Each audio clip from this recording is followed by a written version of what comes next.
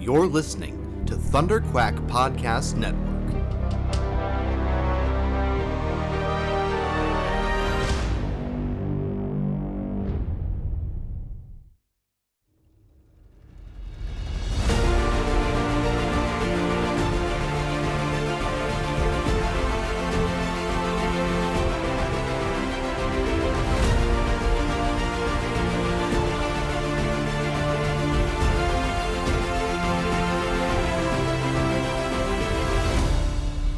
Hello and welcome back to Perfect 10. I am your host, Michael Cohen. This will be a brief introduction before we get right into the episode because you might hear it in my voice. It might be a little bit different from the way that I sound in the episode proper, but I'm just getting over a little bit of a bug. So I'm going to be quick. I am just going to note that we got a few new patrons over at patreon.com/ThunderQuack. So we are part of the way on our way to hitting that 250 goal and getting to episodes every 2 weeks instead of every 4 weeks. So let's get there. $250 a month, US, and I'll start doing episodes every 2 weeks instead of every 4 weeks. That said, we have some really awesome guests lined up. I actually have some people already coming back around for another round of talking about their Perfect 10, but I'll tell you on the schedule currently next, although maybe not the next one that I record, but definitely the next one that I have like an actual set schedule for. We're going to be talking to my friend Steve Stebbing about Scott Pilgrim versus the World, the Edgar Wright movie, which I'm really excited about. I love Scott Pilgrim. I love the comics. I love the movie. I love the video game, the whole thing. So definitely high up there on the list of Perfect 10s for me. So that's going to be a fun one to talk about. And like I said, we got some other people coming back in the near future, and then some other guests already lined up for the next little bit. So it's super exciting, and also welcome to all of the new listeners. There are a lot of you already.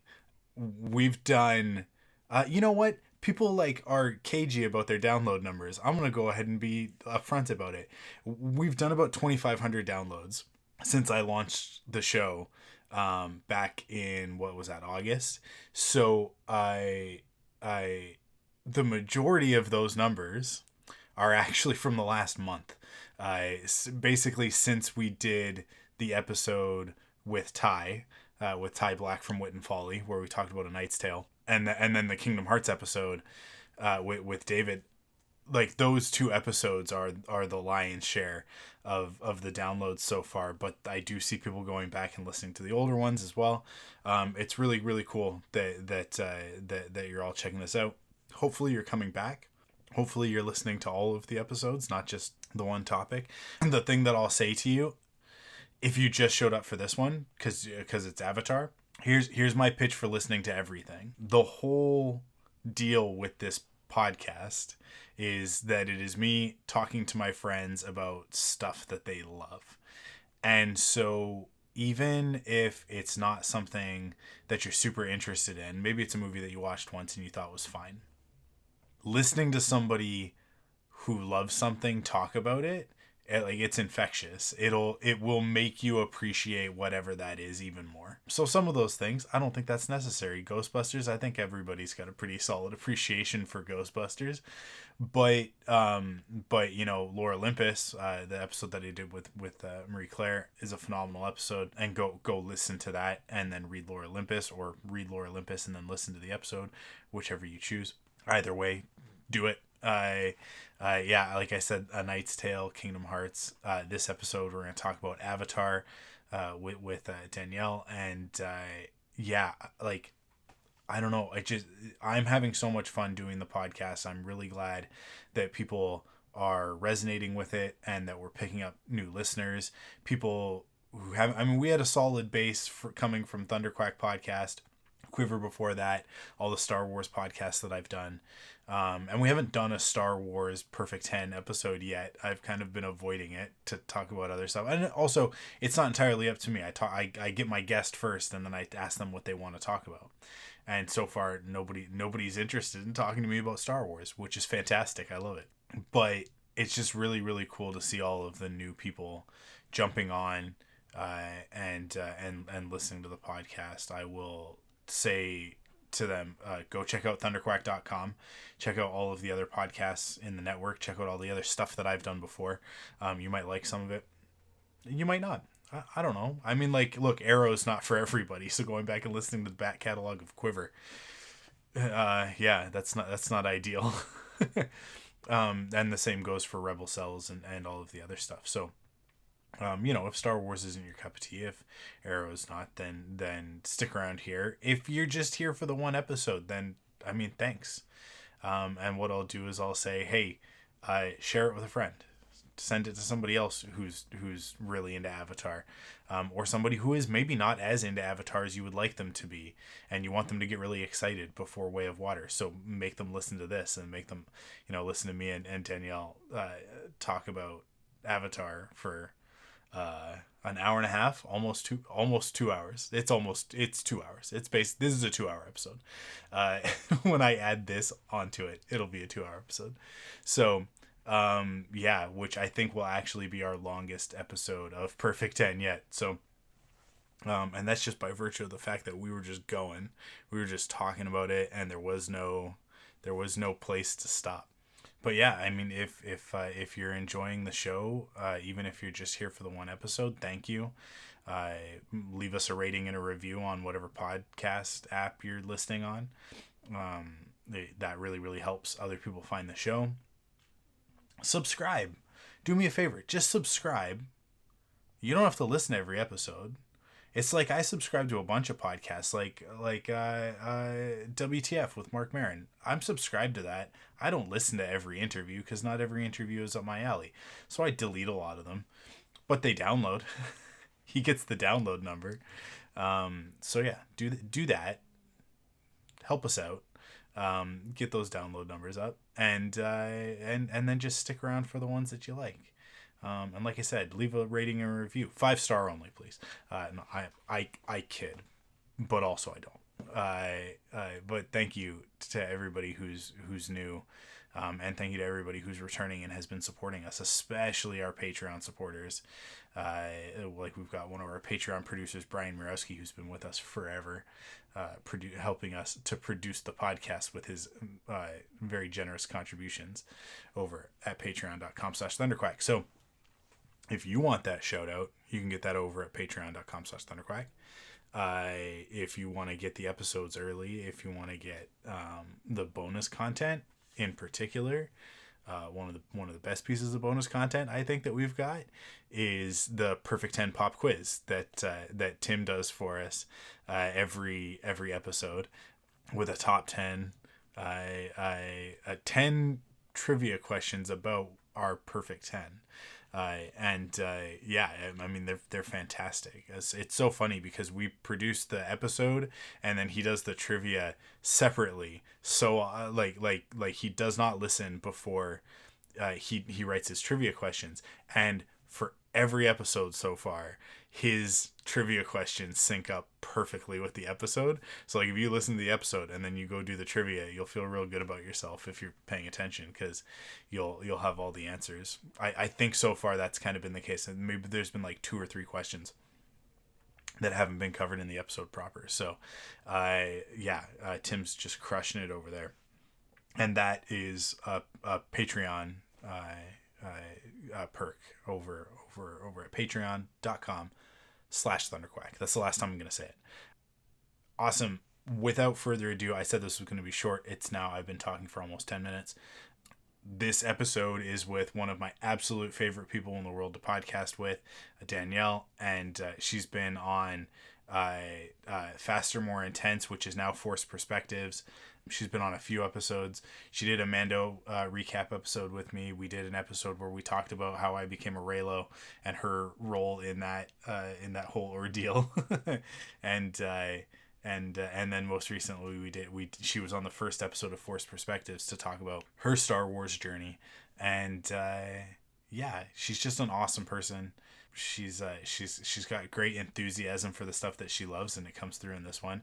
So we talk a lot about Avatar and what's great about it, and what we're looking forward to in the new one, and all of that. So like I said, without further ado, here we go. Here's Avatar with Danielle.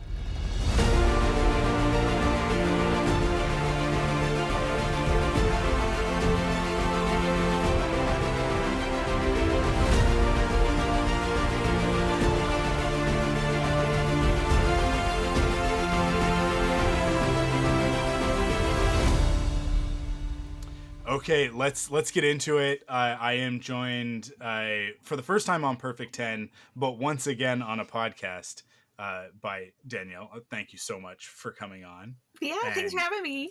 Talking about this, I'm excited. We scheduled this a while ago, right? Mm-hmm. Like we kind of first started talking about it a long time ago. Yeah. I mean, I think probably when you were on Forced Perspectives, which you were the first guest on that, and it was like, okay, we did that. Now you got to come on Perfect 10. Yep. And we'll talk about what that's gonna be.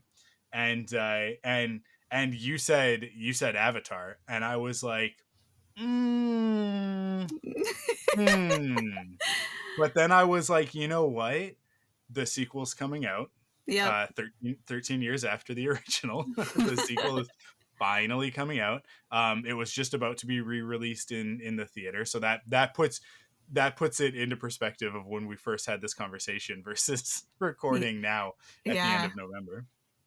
Because that was the end of August, I think, or beginning of September that the re-release happened.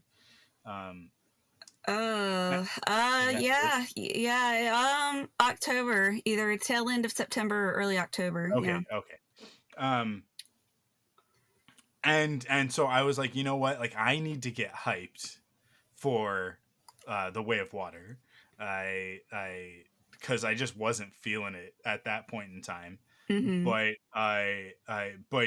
I know that Avatar is hugely important to you. I remember being like blown away by it back in 2009. So it was like have the intervening years and the memes and the jokes and the fact that it's been 13 years, has that all kind of like colored my opinion, and am I wrong about Avatar? So yeah, let's do it. Let's get into it. And your enthusiasm, this is the whole point of Perfect 10, right? Right. This is what I like. For me, in the 5 episodes we've done so far, and now this one, it's like the joy that's contained in this podcast is that I'm getting my friends to come on and talk about a thing that they love. Mm-hmm. And that's the core concept, right? Is like, hey, you got a thing that you love that you think is just a perfect masterpiece. Come talk to me about it on a podcast. And that enthusiasm and that joy, I think, is what comes across in the show. And and so like my hope is that for those of us who are like kind of meh on Avatar all these years later, that this can bring those feelings back up to the surface in advance of this new one, which, like, hey, it looks fantastic. It like visually speaking, it looks incredible. Yeah. So at least on that, tickets sold, right? The story, who knows which way it'll go, but sure. I mean, I think it'll be competent no matter what. But really, it's about getting back into that world and into that vibe and all of that stuff, right? So I'm really excited to talk to you about the original Avatar. Yeah. And to get into it, and hopefully bring back some of those 2009 feelings. Just to put everybody in the right frame of mind for when this movie came out, 2009. So we're talking about post Dark Knight, but before the Dark Knight Rises. Okay, so that puts it there. Yeah. We have two movies in the MCU, but we don't really count the Incredible Hulk because Edward Norton ruined it, right? So we have one Iron Man movie. Okay, we don't have We don't even have the sequel. We don't even have Iron Man 2. We don't have Captain America. Chris Evans hasn't even been cast as Captain America yet, right? Chris Hemsworth, not Thor yet. We don't even know that that's coming. So that's the world that we're living in. Robert Downey Jr. as Iron Man. Maybe Edward Norton will be back one day as the Hulk. But that's TBD at this point in time. There hasn't been a Star Wars movie in over 5 years, right? Like Oh yeah, that's right. Yeah. And there's not gonna be another one. Actually, that's not entirely true. There was a Star Wars movie a year before this, but it was an animated Star Wars movie, and it doesn't really count because it is just 4 episodes of a TV show stitched together and released as a film. The Clone Wars one, the Clone Wars, yeah. So that's the world we're living in. Like we're a year into, actually, I mean, because like this is Avatar was like early in 2009, right? So we haven't even. I don't think we've even finished the first season of the Clone Wars at this point. So like season 1 of Clone Wars, go back and watch it. It's a far cry from the later stuff. Still great. My favorite episode is in the first season, Trespass. But what Clone Wars would become and what we think of it as now is not what it was in 2009 when Avatar comes out, right? So I think like if you sort of like put all of that stuff into perspective, I mean like I don't know, has First Class come out yet? I don't even know if X-Men First Class has happened where we are in the X-Men movies, but the Spider-Man movies, they're all over the place at this point. Like film was a different landscape, right? And 3D was a gimmick until this movie came out, and then Avatar changed the game, right? So we've talked about. So I think I've set the scene. I've set the time and place. I want you to run us through what exactly is Avatar, Blue Cat Avatar, not Avatar: The Last Airbender. What if I prepared for the wrong thing? And you're like, no, I want to talk about Avatar: The Last Airbender. It's okay, hard pivot. No, Avatar with the Blue Cat people, Pandora, Unobtainium, the Squad mech suits. That's a nice 90s callback. Okay, your turn. Go. I mean, yeah. So, in 2009, Avatar was released, and pretty much the only things you knew was it was a James Cameron film, written and directed by him. The last time you ever heard anything about him was Titanic was a huge success. And then the only other thing you knew about Avatar was Avatar: The Last Airbender, which was an awesome show on Nickelodeon. That was really it. And then you're shown, a trailer with Blue Cat people, and that's about it. What it really is about, though, is a ex-Marine who is, I don't know if you've seen the special editions or not, but essentially he is tired of life. Earth has gone the way of essentially Blade Runner. It's run down, it's neon signs, rain, misery. He's living in a tiny, efficiency apartment, which is all made of concrete. And as he's getting tossed out of a bar into the rain, you find that his brother has died. And we're very quickly given the exposition of his brother was a well-off scientist who worked for a corporation on an extraterrestrial planet in some secret program that was extremely expensive.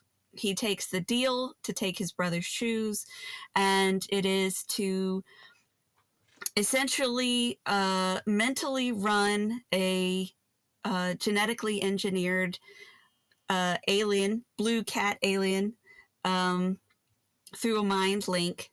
And the point is that humanity has gone to this planet, this moon, actually, in the Alpha Centauri system, and which I think they said takes about 4 or 6 years to get there.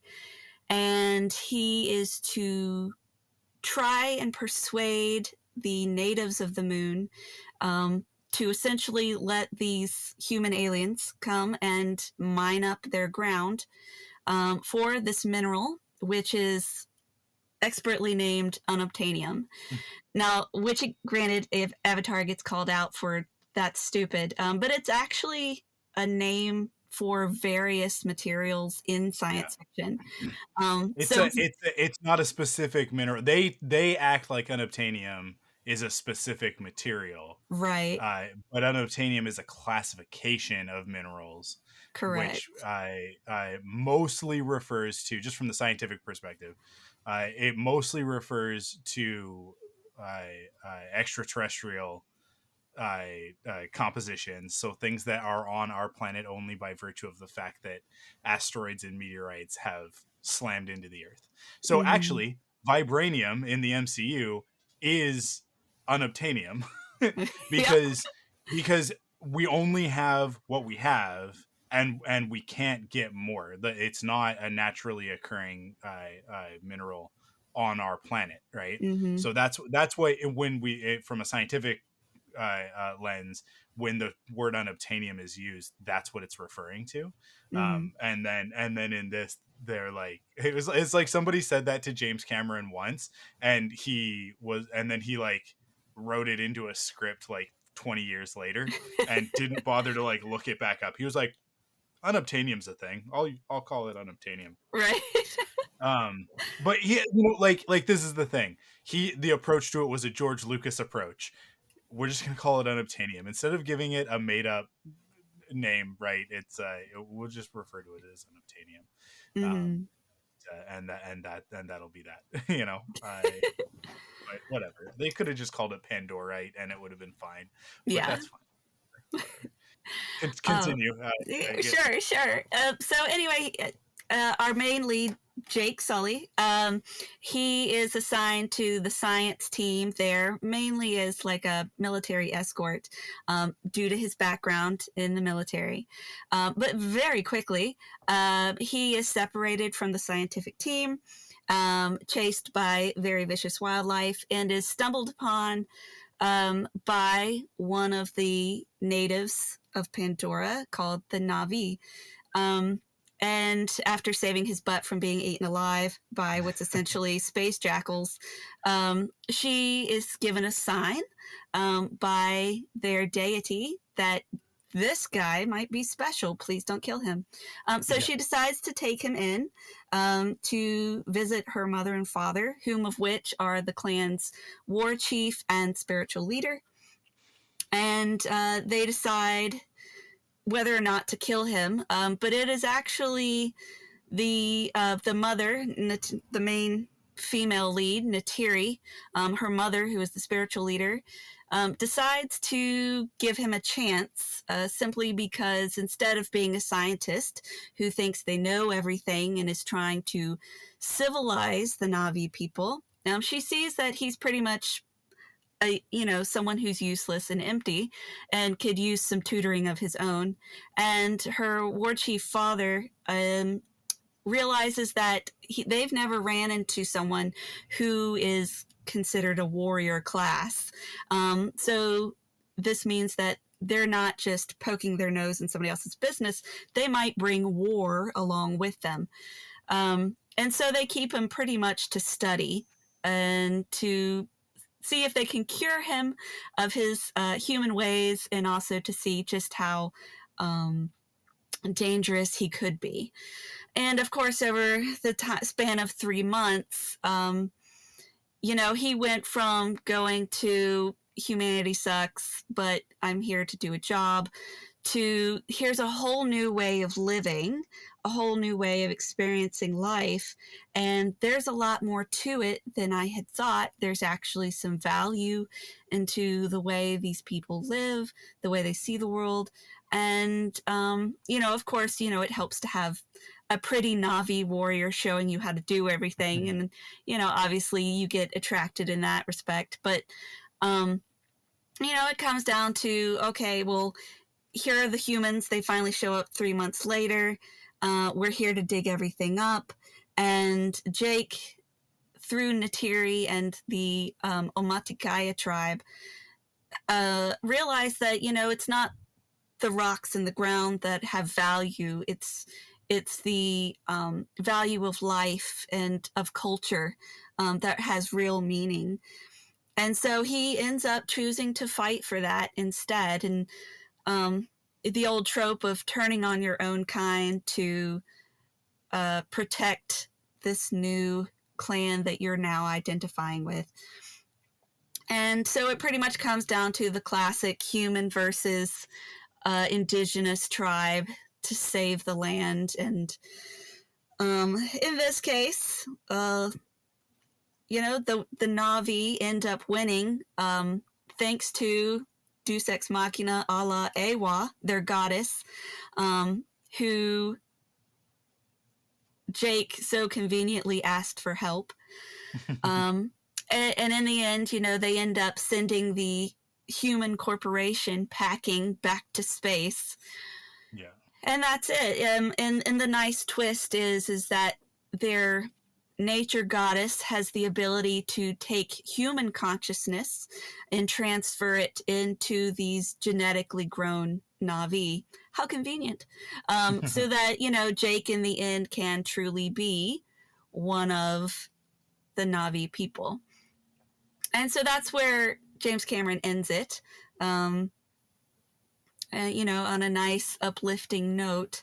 But he had always envisioned it as, there's more to it. He wrote it because he had no idea whether the story was going to go anywhere or not, or resonate or not. But in the back of his mind, he always had the inkling of there is more to tell.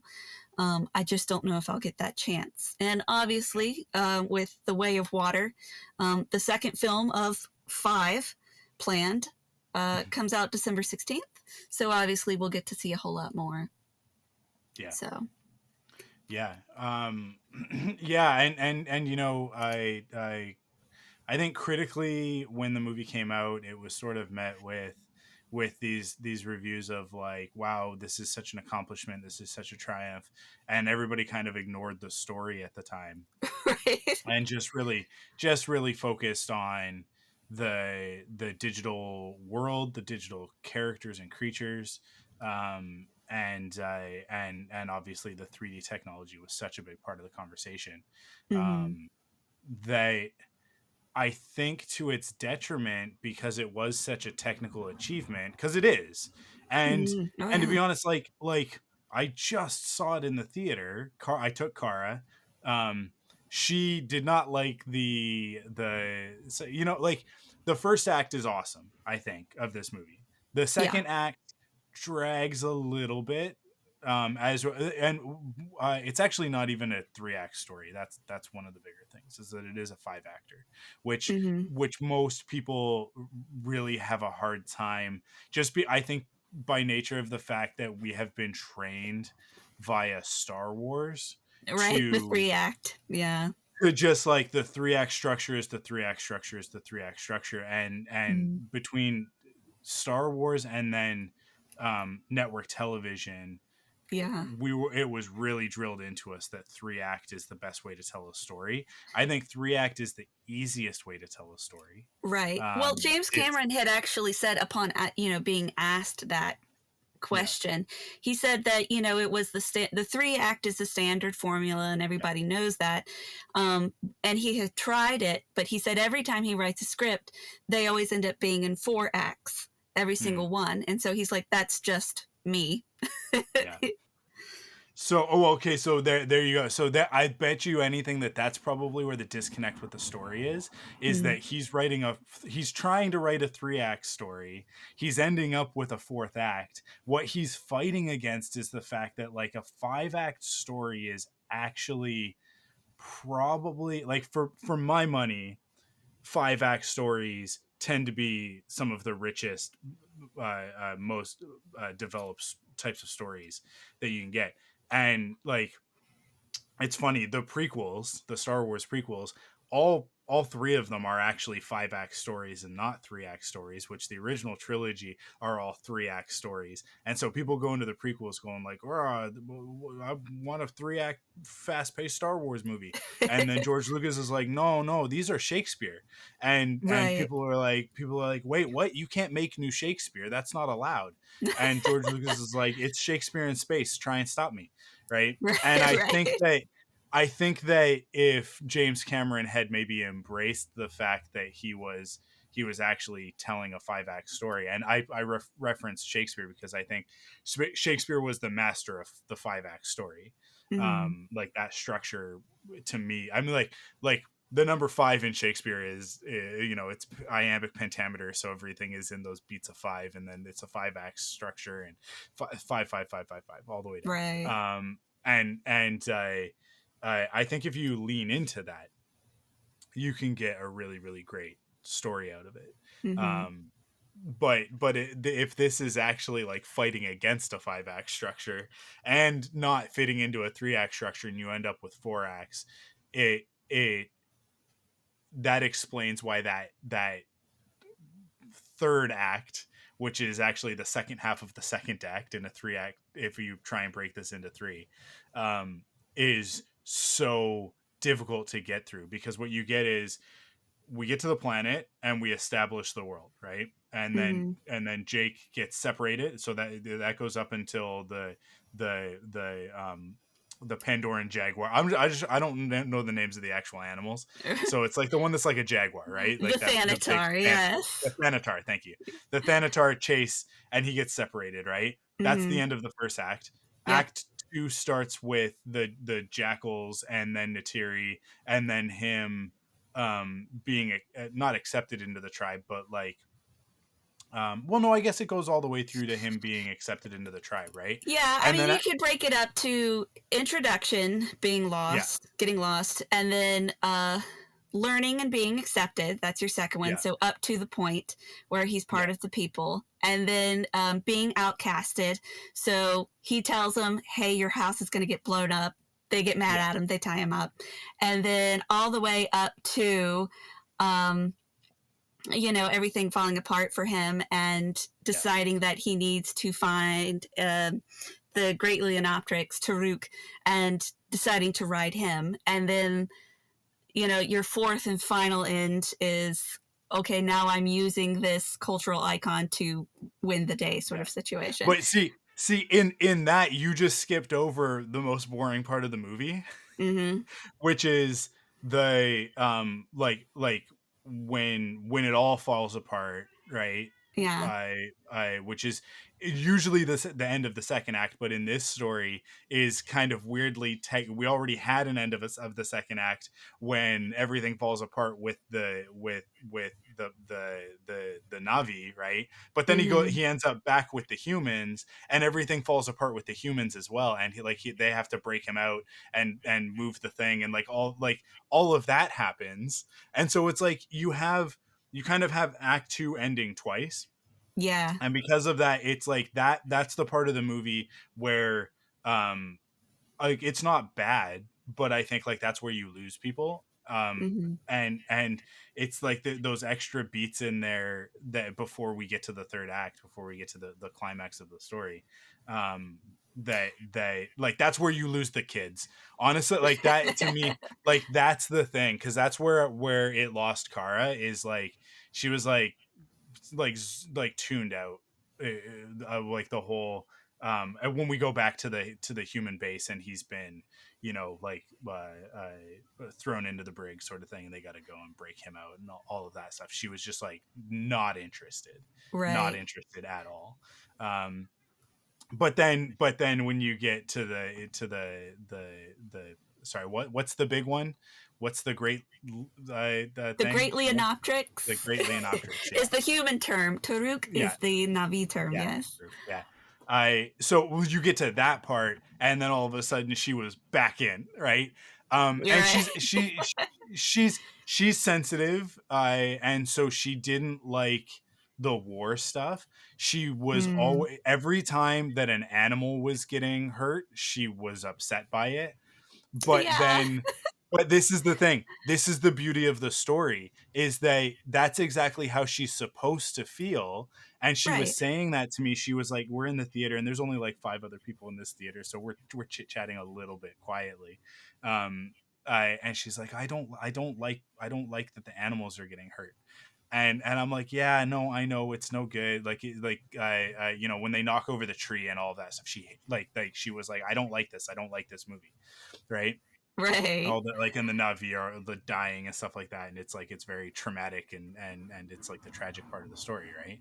The first Right. end of Act Two, uh, and then I or maybe that happens after. I don't remember now, but Yeah, the tree is pretty much like the beginning. So getting kicked out of the yeah, Navi is like the beginning of Act 3, and then getting kicked out of or escaping the brig is like the end of Act 3. yeah.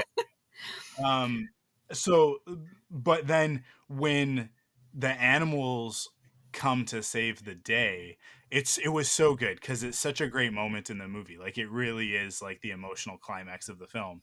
Is Right. like, oh, like the battle starts, the Navi are winning, and you're like, yeah, like take them down, and then the humans, like the tide turns in the battle, right, and the humans Right. start to win, and you're like, oh no, they it like their spirit be damned, it doesn't matter, like the technology is just overwhelming.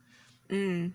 But then you start to hear the rumble, right? It's like everything's going to hell. It's like Order 66 around here, right? Like everybody is just getting wasted, and we're seeing characters that we care about die, and I we're worried for some of them. And then you start to hear the rumble, and Kara Mm-hmm. like put her hand on my arm, and she was like, they're coming. And I was like, and I'm like, Oh. I'm like, because I know what's about to happen, right? I'm like, Right. yeah, he talked to the spirit of the moon, and like the animals are gonna come save them, right? Right. But she doesn't know that yet. She's experiencing all of this for the first time, which is the best part of having kids. It's the best part, is experiencing these amazing things again for the first time in life. And that, like, that rumble starts, and she's like, they're coming, and I was like, what's going on, right? Like, just faking it, like, whoa, oh no, what's Playing gonna happen? along. Yeah. Yeah. And she's like the the planet's gonna save them, the animals are Oh. gonna come and save them. And then like 2 seconds later you get like that stampede of the rhinoceros ones. uh Uh-huh. and she's like see, and like she was like back in. She was like, yeah, this is awesome. And that's like, again, when the tide turns back in the favor of Pandora and the Right. Navi and everything. But then it gets deflated again for her, when all of a sudden now Jake and Natiri have to fight the Quaritch. yeah, Uh-huh. Courage in the mech, right? Right. I I and it just, like, that fight just goes on for way longer than it needs to. And it's like, granted, Stephen Lang, like, a Oh, it was a top tier joy. performance, like, what a villain, right? Like, Right. just like, hey, you and I have talked a lot about redeemable villains and Yeah. enemies to lovers, and the sort of stuff that we like to see in a story. This is a really great example of a character that does not need to be redeemed. Um, Right. sometimes villains are in the story to show us the worst side, right? Like like Yep. like how Yeah. bad can we be? And defeating them involves, like, it defeating that dark side of ourselves, which for Jake, right? This is from a, as MC would say, right? As Marie Claire would Yep. say, like, from a mythic perspective, in order for Jake to complete his hero's journey, like, he's got to defeat that darker part of himself, right? Yeah, um I mean, really, you think, especially when Jake first meets Quaritch, they're very obviously Quaritch is of a mhm, higher rank than Jake was at one point, but it's very much we're on the same level. We know, you know, we know the speak of how to speak to each other. We know what's involved in this thing. We know that these natives are beneath us. We're just gonna have to shove them off to the side. And at first, Jake's like, "Yep, I know the drill." He even mentions, fighting in Venezuela was so difficult, but you Mhm. made it out for the most part. Yeah, Um, yeah, and so now he has changed so drastically from the "I don't care who I'm killing, it's just a job" to facing off against a shadow of his former self. yeah. And when he says, how do you feel betraying your own kind? And, he does like the cat hiss back sort of thing. It's I have shed myself of this, not only personality, I guess. Hmm. So I have chosen to be better, essentially. Yeah, yeah, yeah. I love the and people sort of made fun of it after the movie came out because I think kind of it earned its stripes in this respect because like the fandom of Avatar, because there were a few people that in my opinion took it a little bit far, right? Mm. Cosplay is awesome. I think that cosplay is one of the best parts of fan culture, but there were some people who were like who I mean clearly Cameron like struck a chord Right. with society because the movie was huge, and some people really like lived in it in a very Right. literal sense, and they took the messages to heart, and um so maybe kind of misinterpreted what the end goal of the message was, and Mm-hmm. decided that they were going to paint themselves blue and go live in the forest. And so the conversation, and this is so unfortunate from my perspective, because the message of the movie I think is a very important message. um and I mean it's a message that we've gotten in a ton of movies, which was Sure. one of the other things that sort of colored the conversation in the long Mm-hmm. term. But I think that the way it was presented, the story itself, and the plot devices that Cameron chose to employ in order to get that story across, I think we're all really genius, but Mm-hmm. maybe a little bit too much, because these people like they took it that next step and like kind of missed the point. It's not that, if you're a blue cat person that you're somehow better. It's Right. that it's that connection to the world around us and learning to live with it, as opposed to like Right. the adversarial relationship we tend to have with nature, Right. as Yeah. human beings.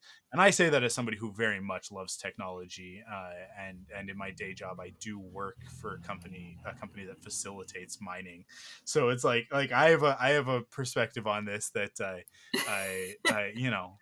it hey, you wouldn't be listening to this podcast if it weren't for things like mining. So we That's do true. have it's a necessity for life in the way Mm-hmm. that we've developed.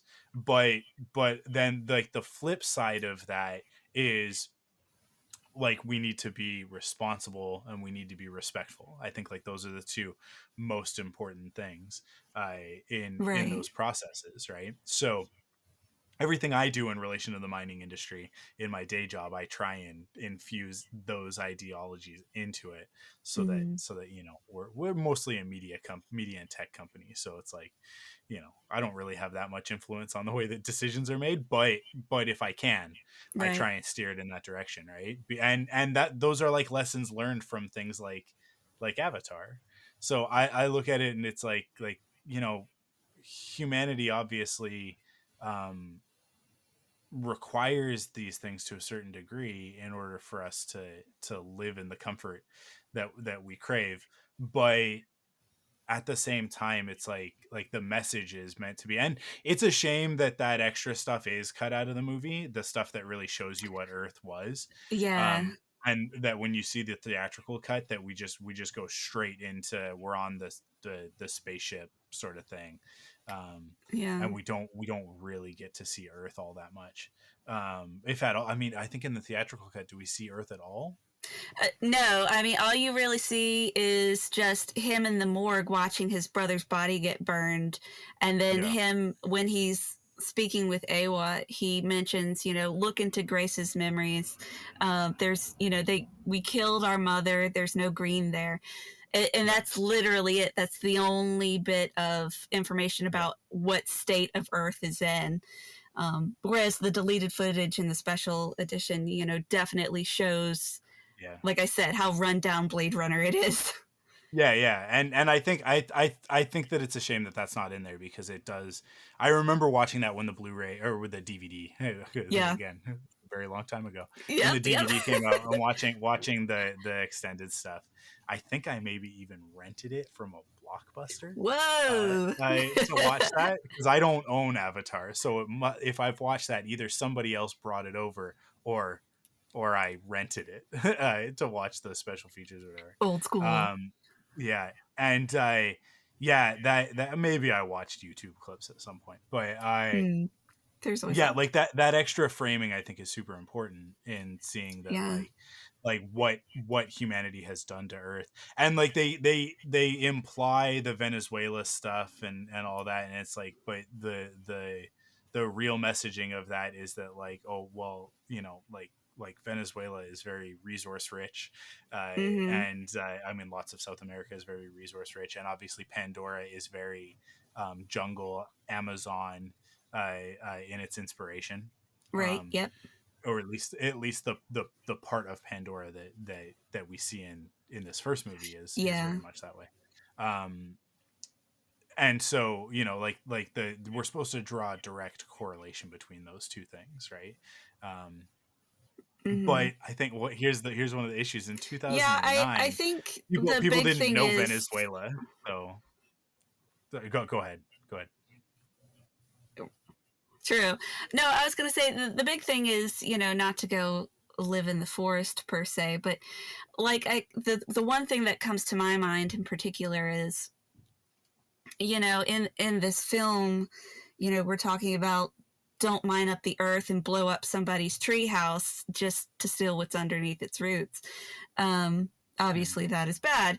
But even like for modern day examples, you can think of, at least here in America, we're constant for years now. We're always trying to build new pipelines for gas and natural oils, and more often than not, we're running it through native tribal land. And so they're Mhm. constantly, trying to fight back in the best legal way possible, or, staging, uh, petitions and picketing outside where they're supposed to be building, and getting arrested for it, even though it's their land and it's their right. Um, big companies have the weight to silence them for it, and so that's your big correlation of, instead of respecting their rights and their land, and the fact that they don't want to have their water poisoned, or they consider their land sacred and spiritual, or the river spiritual, these companies are like, well, that's nice and that's hokey religion, and then to just do it anyway. So Yeah. that's the message you're really supposed to be taking. These people's views and these people's religion are important to respect and to keep. And maybe they have a point. And should we just, if we have to have this pipeline, can we not build it somewhere else where nobody's living, or it's not going to poison the land or the water? That's the type of modern day message that should be taken from a film like this. Not to paint yourself blue or go in the forest. Yeah. So Yeah. Yeah. And I think a lot of that gets lost on people. I think a it lot does. of Yeah. I think a lot of like the finer points of the message, and then everybody just goes, oh, it's just high res expensive Fern Gully, and Yeah. says stupid stuff. I mean, like, look, we're Star Wars fans, right? So we know that all it takes is one idiot review, Right. and then all of a sudden, all of the other like negative, like edgelords and whatever, Right. have their talking point, right? And I think that's one of the things that happened with this movie. Mm-hmm. And I say that being fully guilty of it at a certain point. And just being like, yeah, like, but to me at a certain point it became less about like criticizing the film itself, but just like more so criticizing James Cameron of like, man, you had a moment, like you had all of us, which Right. like so many filmmakers would kill for that opportunity once in their career, much less multiple times. And like Terminator, right? Mm. I Aliens, even Titanic. I mean, we're never gonna get a sequel to Titanic for good Yeah. reason, but you've like you got us, and then and you tell us that there are going to be sequels, but then Mm-hmm. like you just can't execute, you just can't pull the trigger.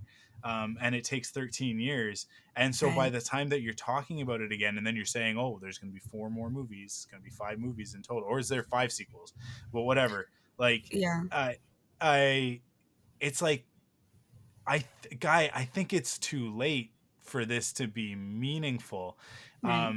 It's a little bit, it's a little bit like an accidental Top Gun Maverick situation, where it's like Top Mm-hmm. Gun Maverick, it's like Top Gun comes out and it's a perfect movie, and it's fantastic, and it's a moment in time, and it's I mean, like there's some warmongering aspects of it, and some Sure. recruitment propaganda things in there, but put that aside for a second. Like from a storytelling perspective, it's effective in doing those things because it is such a great movie.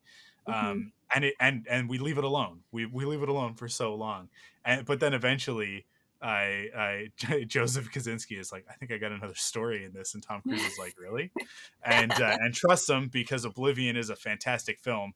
Yeah. I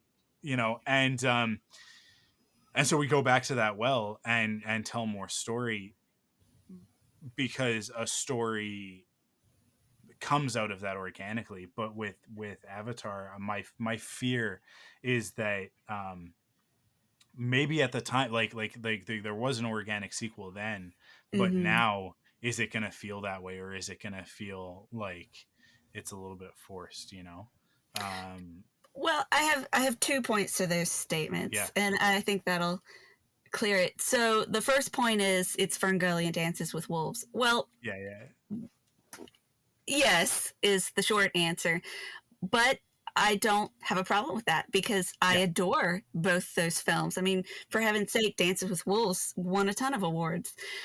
yeah, But the thing is that yes, in a simple way, it is. But this is also, it's not just those 2 films, it's other films hmm, that may be less known, or books that have very similar themes. So the question you have to ask yourself is, why do we keep retelling yeah, this same story?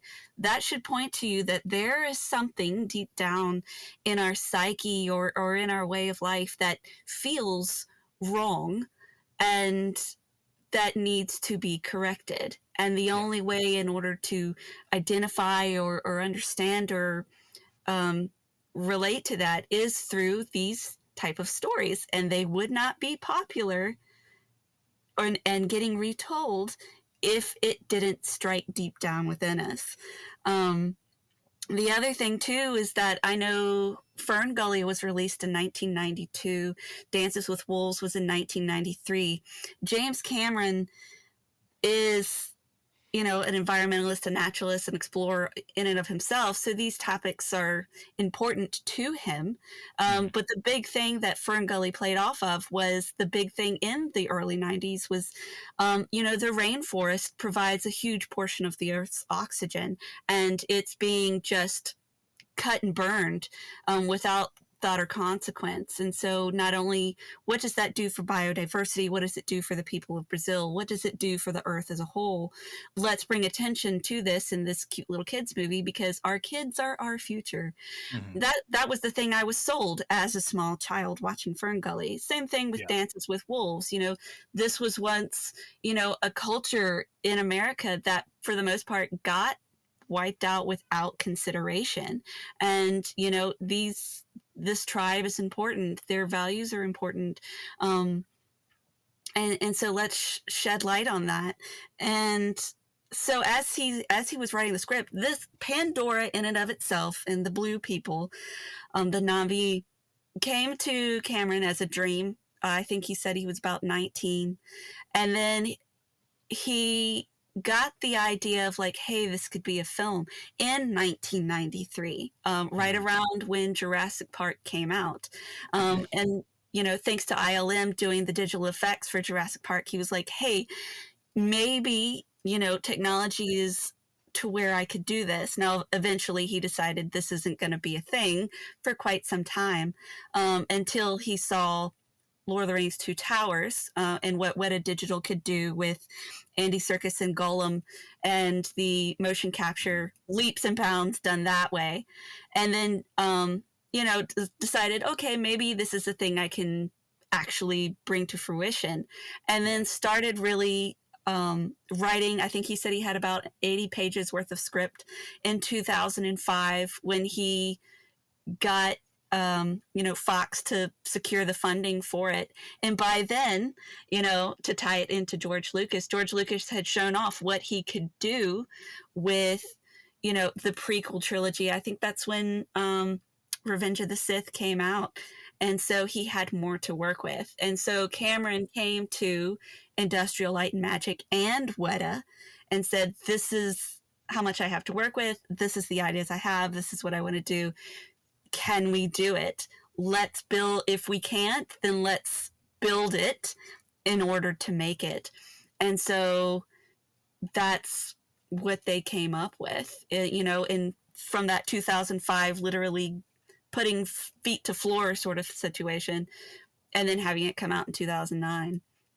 And so, your second point of, has it been too long since the original? And my answer, I think, is no, honestly, because he's doing the exact same thing. He's seen the strides that movies like Marvel have been able to do with CG. He knows that motion capture has only gotten better since he tinkered with it. And some other movies have done a lot of underwater shots. He's big fan of exploring undersea. We obviously got to learn about that when he was working with Titanic. And so again, it was, just like George Lucas wanted to push technology with, the prequels, he wanted to do that if he was going to continue this story. And like I said, is this a story of, being retold of, technology against nature? I mean, that's a story that, in a way, you could say that Tolkien was telling with Lord of the Rings and The Hobbit. It's, it's still to this day a story that needs to be told. Now that, we're having the chip shortage, with vehicles and computers and all the machinery that we need, electric vehicles. So now we're digging up lithium in countries that we otherwise had no desire to deal with. It's still relevant. And so, yeah, I think it's, even all these years later after the original, because he has something to still tell and has new technology to throw at it. Absolutely. The whole because we hear this with so many things. They're like, oh, this is just X with this different thing, and it's like, I like it when people compare things to Star Wars and like use Star Wars as a baseline and then say, oh, this is just Star Wars, but you did blah blah blah. They did that a lot with John Carter, right? Like when that movie came out, that was one of the things, like, this is just like Star Wars, but blah, blah. And it's like, well, if you knew anything about Star Wars, you would know that actually there's a lot in John Carter that is like the movie John Carter that is borrowed from Star Wars, because it's the snake eating its own tail. Yeah. Like, Star Wars is inspired by Flash Gordon. Flash Gordon is inspired by A Princess of Mars, which is the original Edgar Rice Burroughs story that becomes John Carter, right? Mm-hmm. There's actually a lot of John Carter of a Princess of Mars in Avatar, because A Princess of Mars is, first of all, it's one of the very first sci-fi stories, right? Like Mm-hmm. first real like science fiction. Um, so it's certainly, to me, like, I think it's the first sort of like space opera sci-fi fantasy, right? Mm-hmm. Which is the template that then Star Wars ends up being built on. And Avatar takes a little bit more of a scientific approach to explaining the fantasy, but there is absolutely a fantasy element in this story, Oh yeah. right? um like there is a force, there is like these elements of it, so like it borrows a lot of that, but the like right down to the soldier goes to another world and is adopted by the indigenous people of that world and ends up becoming their leader. Right, like that Right. that is the story of John Carter. That is A Princess of Mars. Is like he literally, like, he goes there, he meets the princess, and the princess, which Neytiri is the princess of this tribe, for Yep. lack of a better term. Yep. Like her parents are the leaders of the tribe. Yep. I and falls in love and then becomes the leader of that world. And Andrew Stanton ends up in John Carter developing out like Zodanga as like destroying the planet, which really they're just warring factions in the original story, but he gives it a little bit more of like, oh, they're the ones who've destroyed the planet. And that's very, like, it's very similar. It's so similar in the like there is like a nature, living with nature in harmony versus devouring and conquering and that sort of thing. Mm-hmm. But like so much of that is the same, and so much, like, Star Wars is not original, right? Right. People are like, why can't people come up with original concepts like Star Wars anymore? And it's like, there's nothing original about Star Wars. Absolutely 0% of Star Wars is an original concept come up with by George Lucas. And people will be like, but what about the Jedi and the Force? He literally took the Force from Taoism. It's Mm-hmm. like it's a, like, there are religions on our planet that are based in those ideologies, right? Like Yeah. Eastern philosophy is the Force. The Jedi are just warrior monks that tap into it. The magic part of it is the twist, but they're all just twists, and those twists come from other places, because like Obi-Wan is Gandalf. Like Yeah. Obi-Wan is Gandalf. Like not, oh, Obi-Wan's the same archetype. No, no, no. George Lucas has said that when he cast Ewan McGregor, when he cast Alec Guinness, Guinness. and they Yeah. had those conversations, it was like, I'm thinking this is like a Gandalf character, and Alec Guinness was like, I think I can do that. Yeah. Right? Like, and that's Yeah. what comes across. And so like then years later, Ian McKellen plays Gandalf, and people are like, well, this is just Obi-Wan Kenobi. And it's like, no, Obi-Wan Kenobi is just Gandalf in space, you guys. Right. Um, and so it's like, it's just like, anytime these conversations come up, no, that's not to say that there are not derivative works. There are absolutely derivative works out there, and there are Mm-hmm. things that do like, here's the difference between homage or pastiche and a derivative work. A derivative work is soulless. It does it because it looks at a thing that's cool and goes, I want to be cool too.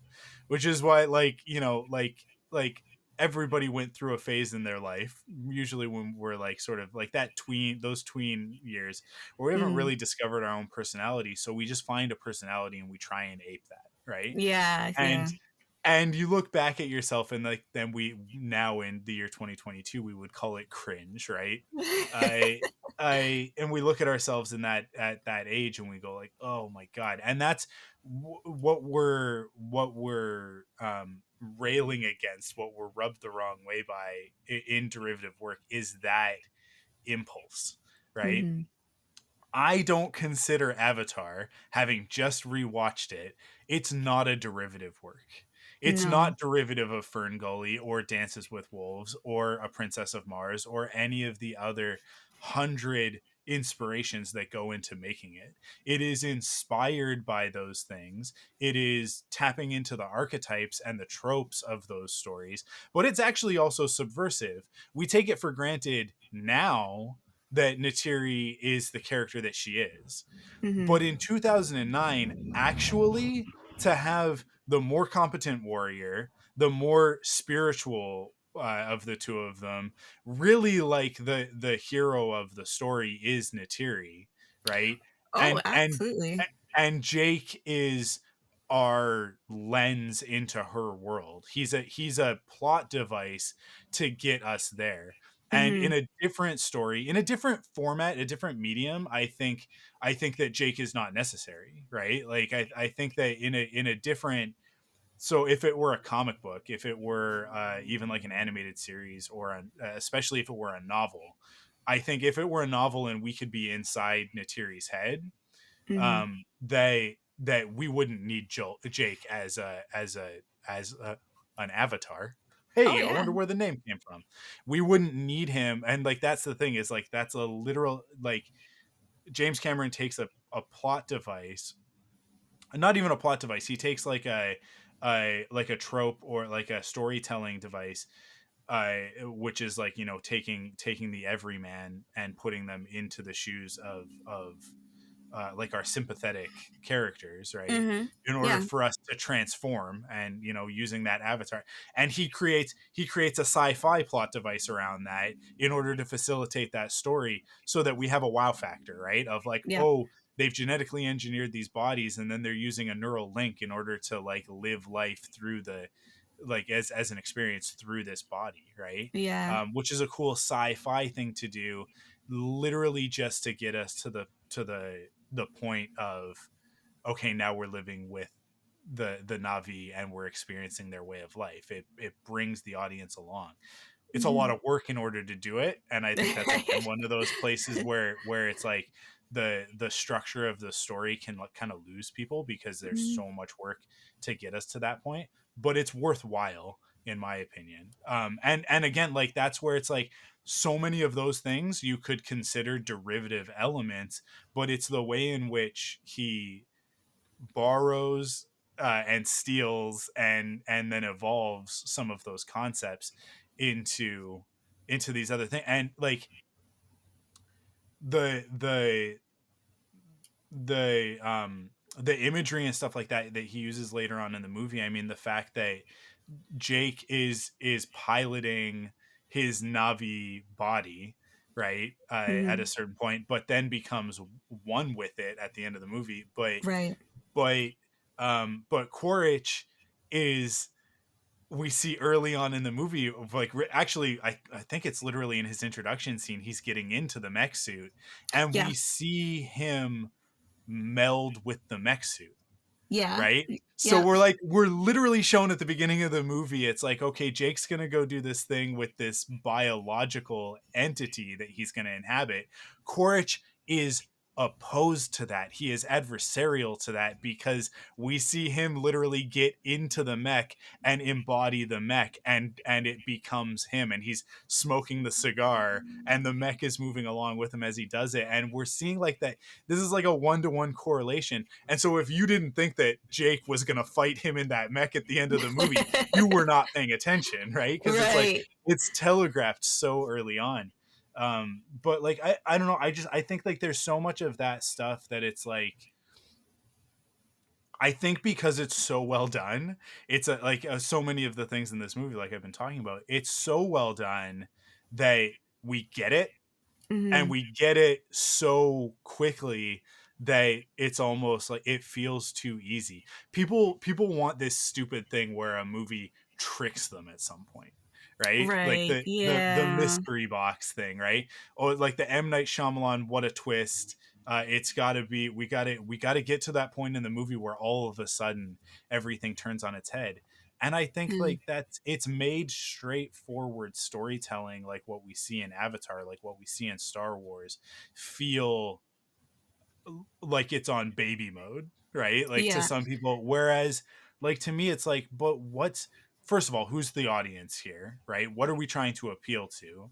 Mhm. And I think James Cameron was trying to make his Star Wars with this, without a doubt. He was like, this will be my Star Wars, and I think it Right. is. I mean, like, there's a theme park, right? Like, it's like, I think Yep. he did it. I think he just has waited too long to follow it up in order to make it like that in order to keep that cultural impact going. We'll see. It's Sure. like if he can do it again, then he can do it again, and I hope that he does, because I think it's worthwhile. Um but like there's a certain element of this, of the mech suits and the creatures and the world and the battles and the flying on dragons and all that stuff, Hmm.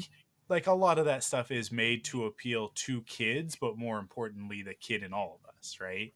Right. Like that, like those are, you say like he like the idea of the Navi came to him in a dream when he was younger, right?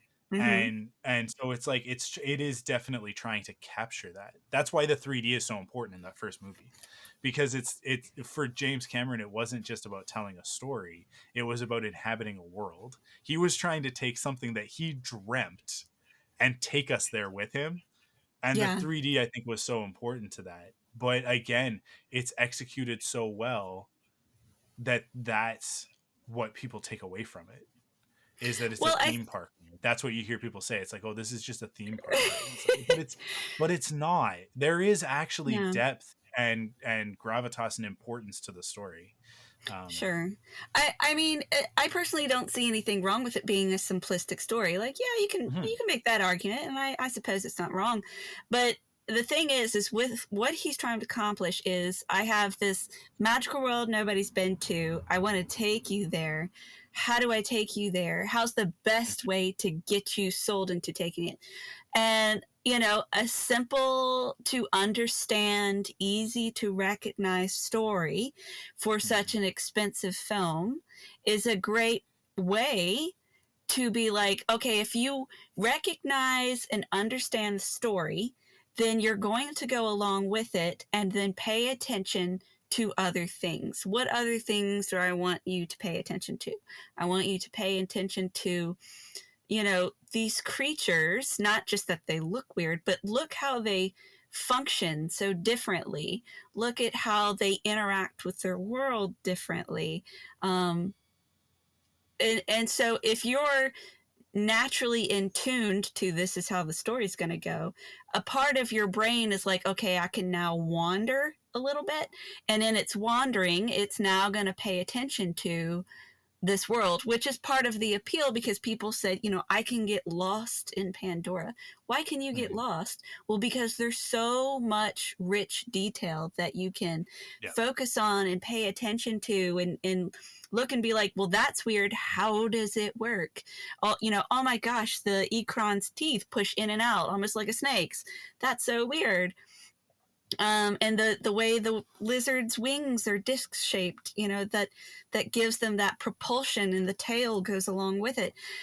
You're allowed to still follow the story while also being allowed to explore, and in that Mhm. way, you are learning, and on a more subconscious level, because you are so curious and fascinated by what you are seeing.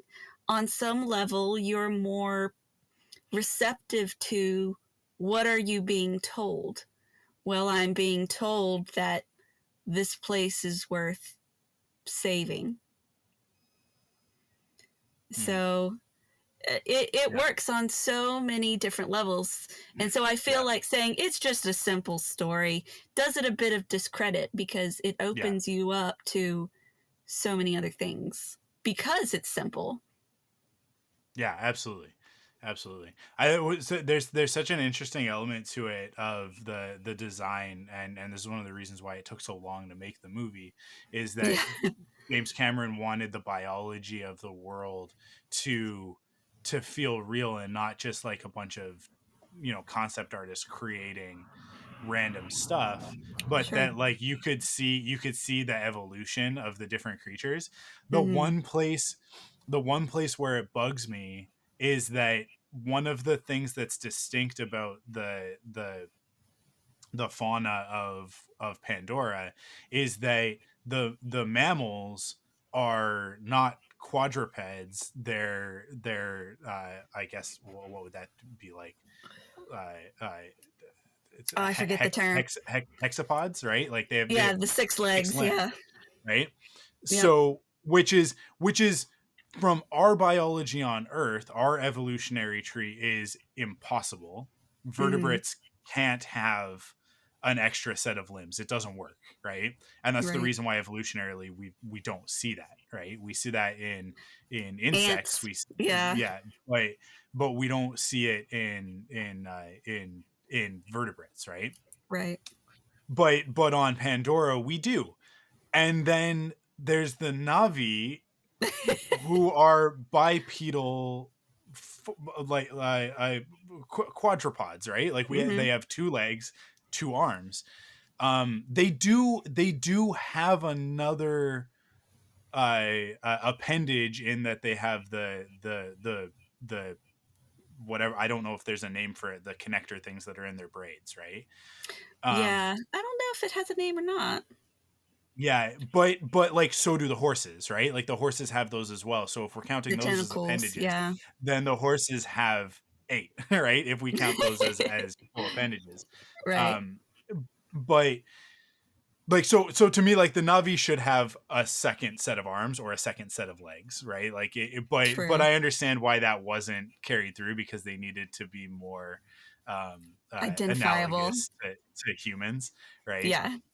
And I think that it would have made them just a little bit too alien of like, but I also think like from a storytelling perspective, there's a cool element there of like what I like, if it were me, and this is Monday morning quarterback Mike talking so far after the fact, but I've thought about this a lot, because as a designer and as an illustrator and somebody who would love to do concept art like that, to me it's like there's a story aspect that you could have had there of the true Navi have 2 sets of arms and they're able to utilize them because obviously like their neural pathways are built to do that, but Mm-hmm. but in trying to put a human into a Navi body, they felt like it was like there's a Pacific Rim sort of thing there of like the neural load is too much, of like human beings can't comprehend having another set of Mm. appendages, because we like our brains our vertebrate brains are built to have 2 arms and 2 legs. Right. So if you throw another one in there, it's like then none of the arms work, because like we just it just gets confused and jumbled in the communication, right? Yeah. Between the brain and the nervous system and the You limbs, just right? have 2 arms just like flopping at your side. Yeah, exactly. Well, no, like all 4 wouldn't work, because you would be like trying to do something and it would just be Which like one? everything's just wired to the wrong thing. So you'd go to move your arm and just the finger would twitch, right? Um, and then to have so then you would have like the human Navi, the genetically engineered ones would maybe Mm-hmm. only have like vestigial a second set of appendages that don't really do anything, or Mm-hmm. they would be there but they would have to like basically engineer them that they completely don't function, right? Right. And so then you would easily be able to distinguish the Navi that are the human Navi versus like the real ones, Yeah. which would be nice if we had a little bit more distinction between them. Yeah, Um, I liked that, at least that nod to the yeah, concept, by the fact that they had, 5 fingers and 5 toes instead of yeah, yeah, 4. yeah, and they So, wore clothing. yeah, well, But yeah. which was always to me like the funny thing is like they're making like big clothes to fit on them. I know. Which I'll get back to the fact that they're oversized in a second, because that's one of the things that I love about the design. Yeah. But I would have had it that like that Jake at a certain point, especially because of the that he's a paraplegic and on all of that, and so it's like he had those limbs and then lost the use of the limbs, and so he's like familiar with like that sensation, Yeah.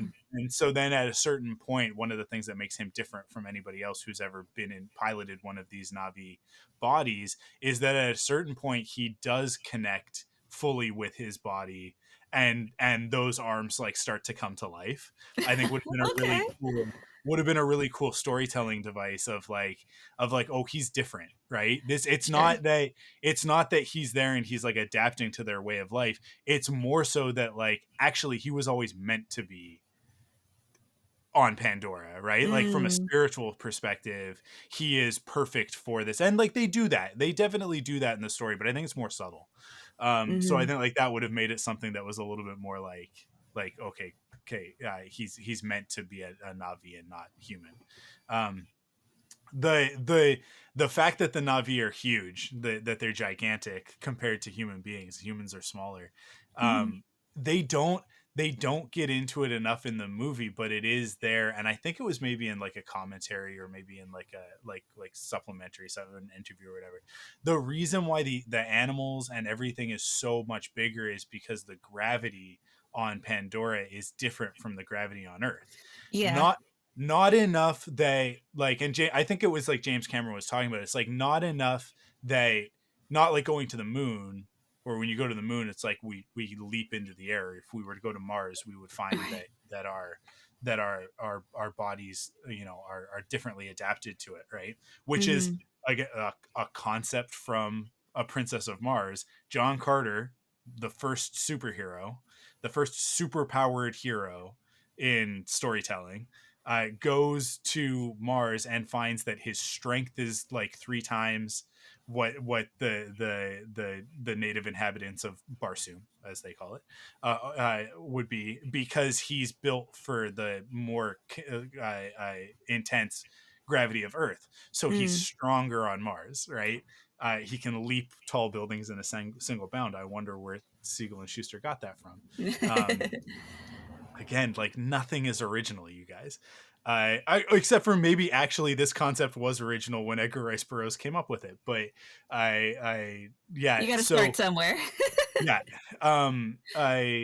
But you can, like, that's another one of those places where I'm like, obviously James Cameron was inspired by A Princess of Mars, obviously, because he was thinking like, and the gravity is different, and the fact that the gravity is different means that the biology is different, so everything's bigger on Pandora because the gravity is lesser, right? So animals are able to, because the thing that limits the size, there are 2 things that limit the size of life on Earth in our era, right? That's actually different from when dinosaurs were around, and that's our gravity limits the size that something could possibly be, because like mass, like we can only support so much mass. Our the other thing is our atmospheric makeup, right? Yeah. So this is a thing that's never addressed in Jurassic Park, but in my eyes really should be, is that one of the reasons why dinosaurs were allowed to be as big as they were is that the composition of the atmosphere was different back then, and so their bodies were able to process like the different gases, and I can't remember what it is. There's something that there is more of. I think it's nitrogen. I think it's a higher concentration of nitrogen back then than there is now, and so like sauropods were more efficient at processing nitrogen, and were able to or, I mean, and we don't really know because dinosaurs are dead, so this is all our guesses, right? Yeah. Based on fossil records and whatnot. But like the assumption is that because of that, somehow biologically they were able to take advantage of that, and that was part, like, in the way that we are able to process oxygen and all that, that like they could process oxygen, but also the nitrogen, and nitrogen has more energy in it than oxygen does. And I mean, somebody tell me that I'm wrong about all of this stuff and correct me, and I'll talk about it when we do Perfect 10 Jurassic Park. But if you tried to genetically engineer a dinosaur today, you would have to account for the fact that you'd have to figure out how to make them not lethargic. They would basically be tired all of the time, in the same way that like if we go up to the top of a mountain, right, like, and there's less oxygen there, like we Yeah. have to take oxygen with us, right, like to climb K2 or Everest, right? Yep. Because at a certain point our bodies are like, oh, there's not enough of this concentration in order for us to function, right?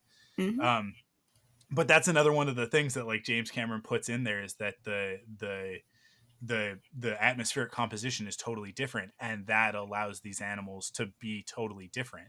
It's not just, oh, we're going to go to Pandora and because it's a Goldilocks planet, like Earth, where it sits in this zone where all of the things are, because that's in sci-fi. So much of the time we go to a planet that supports life, and we assume that it supports life because it has oxygen and it has these things that support Terran life, terrestrial Right. Earth life, right?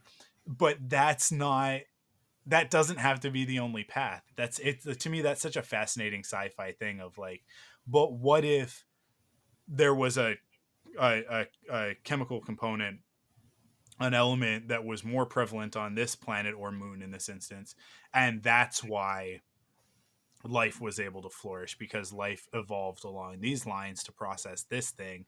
And because of that, somewhere along the lines, the lower gravity, the different atmospheric composition, vertebrates were able to evolve a second set of like forelimbs, right? Mm-hmm. I and so, you end up with a completely different evolutionary chain there, and you end up with jaguars with antennas and two sets of front paws, and it's awesome and it's super cool. Yeah, I it Let's talk a little bit about Way of Water, sort of Okay. like what we've seen so far, and because I think like this is a good place to transition into it, because Sure. we're gonna see a completely different culture, a completely different tribe, Mm-hmm. uh, a different biosphere within Pandora. Right. Um, and this is what has me the most excited about it. I love whales. I have since I was a kid.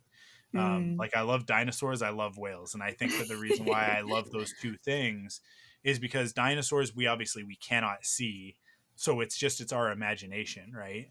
Right. And then with whales, they live in this completely other environment that we can't, here pun intended, we can't fathom, right? Yeah. Because the ocean is just such a mystery to us. It's like I that same time period of Fern Gully and Dances with Wolves, there was a great television show. Maybe it wasn't great, but I loved it, called Sequest, right? Yes, with the talking dolphin. With the talking dolphin, and like it was right in that zone with like, Free Willy and all of that, and I Yeah. was just Oh at that man, impressionable age. And Free Willy. I live in Vancouver in British Columbia, and we're right here on the coast, and whales are a big part of our Yeah. iconography in the Pacific Northwest, and Lots of especially orcapods orcas. go through Yeah, there. not as many as there used to be, but it kind of Yeah. it's hopefully rebounding. Um but that, like, as a kid, I was so fascinated with whales, especially like in particular orcas. Mm. And and lo and behold, this next avatar is like, hey, what if there were like dinosaur whales? Exactly. And I'm just like, yeah, what if we took those dragons from the first one, those reptilian dragons, that we had in that first one? What if we made them underwater dragons that they ride? And I'm just like, and they're like dolphin dragons now, and I'm like, Yeah. The yeah, emu. I think I think all of this is a very, very good idea.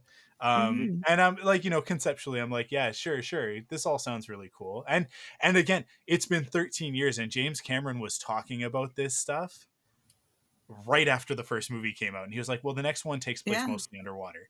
Yeah. Like literally, he, like, in the press junkets, he was like, the next one takes place mostly underwater. And Yeah. obviously, like, I think that is why it's a 13-year gap, is that he's been trying to figure out how do we make this one that takes place mostly underwater, and the Yeah. technology is finally there. So if you were smart and fortunate enough to go see it in the re-release, you were treated to a scene from The Way of Water, and Mhm.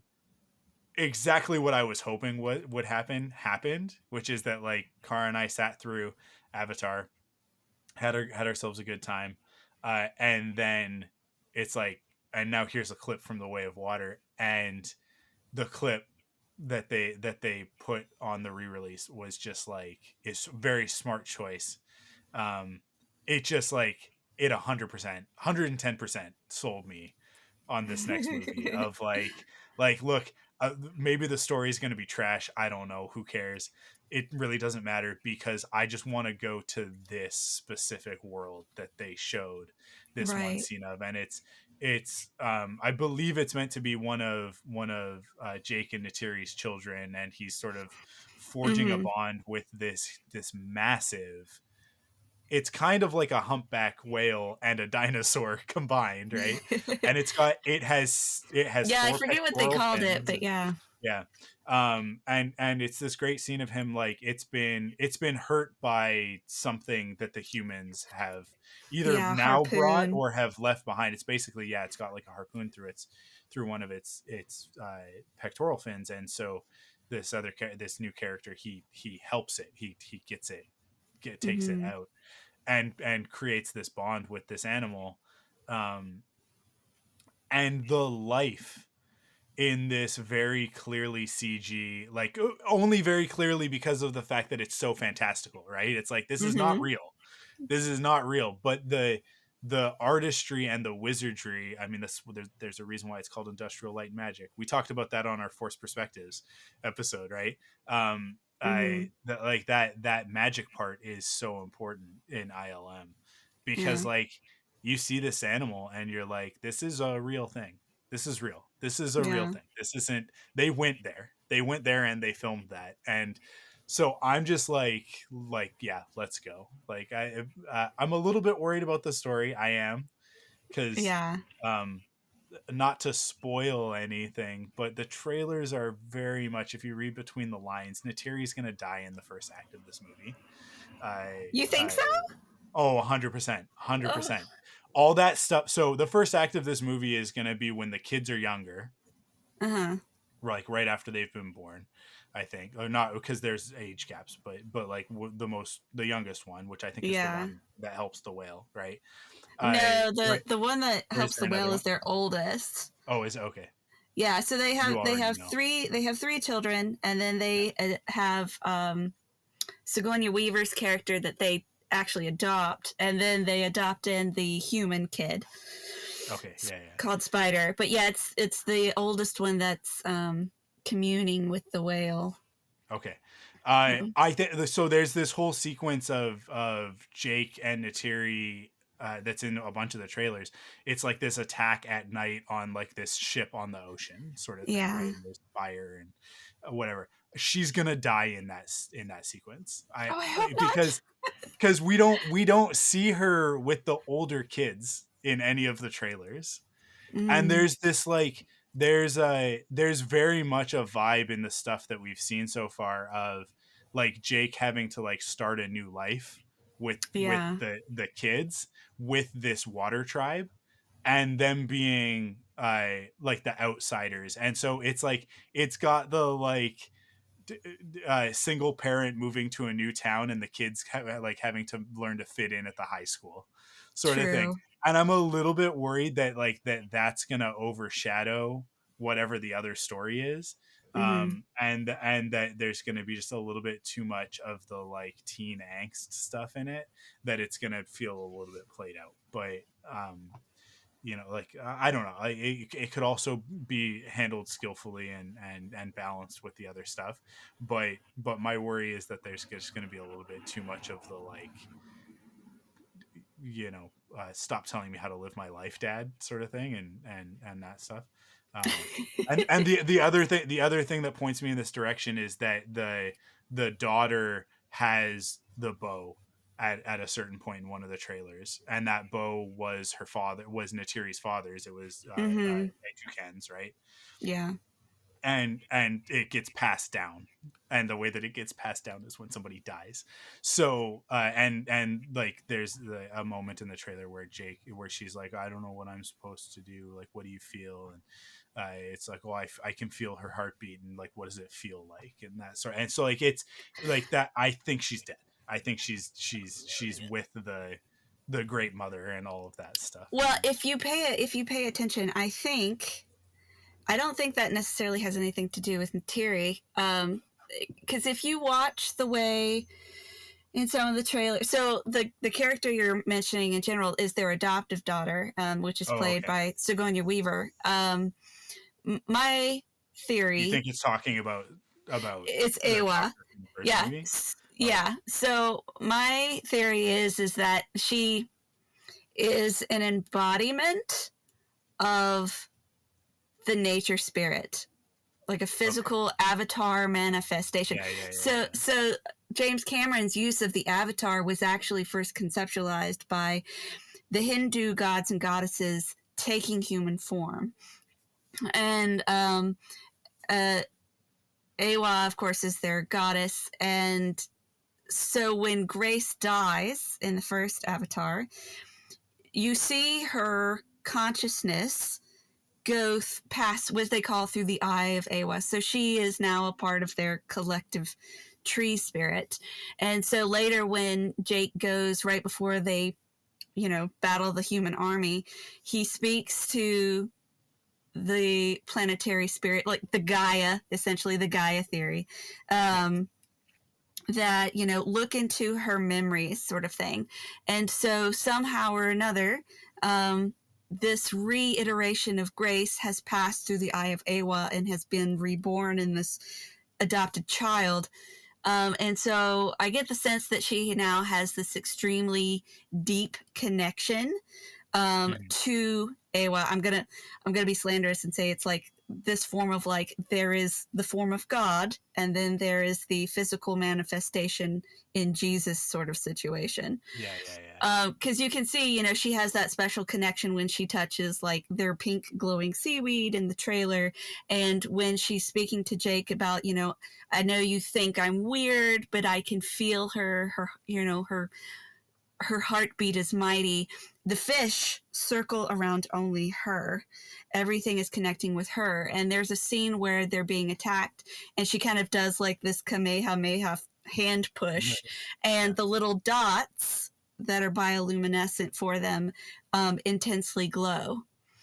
And she can feel particularly special in this particular sea life clan.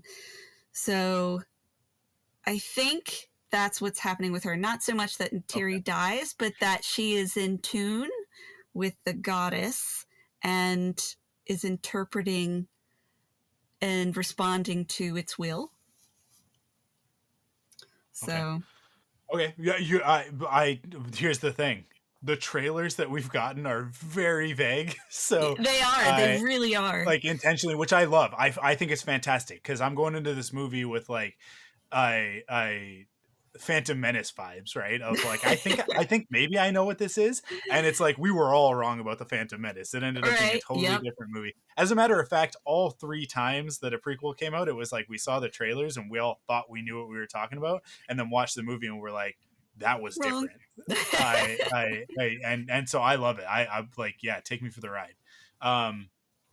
Do you think, because I think that one of the things that's going to happen is that, like, because we've obviously had this big time jump, and it makes sense because it's been 13 years since the first film, so like, let's have a time jump in order to stay sort of contemporary, even though we don't really need to, because most of our characters are CG and we can do whatever we want.